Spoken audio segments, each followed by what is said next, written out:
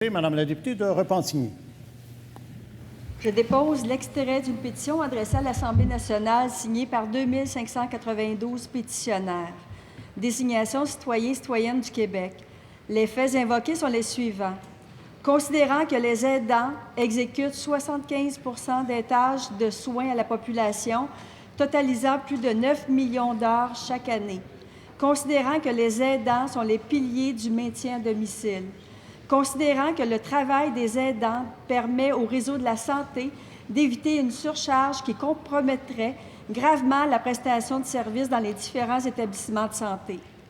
Considérant qu'il existe plusieurs catégories d'aidants, parents, enfants, conjoints et amis qui ont chacun des besoins différents.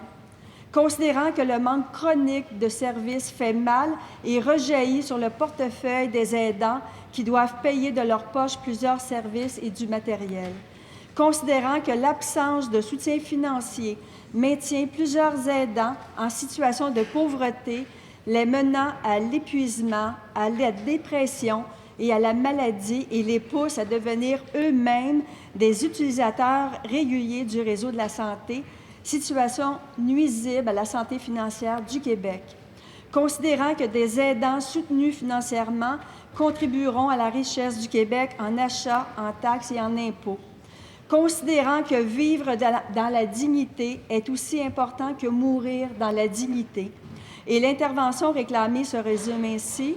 Nous, sous-signés, demandons au gouvernement du Québec de soutenir ces aidants pour leur permettre de vivre dignement tout en accompagnant leurs proches vulnérables. Nous demandons également au gouvernement de donner au dossier des aidants la considération qu'ils méritent en tenant une consultation ouverte au public sur la situation des proches aidants du Québec. Je certifie que cet extrait est conforme à l'original de la pétition. L'extrait de cette pétition est déposé.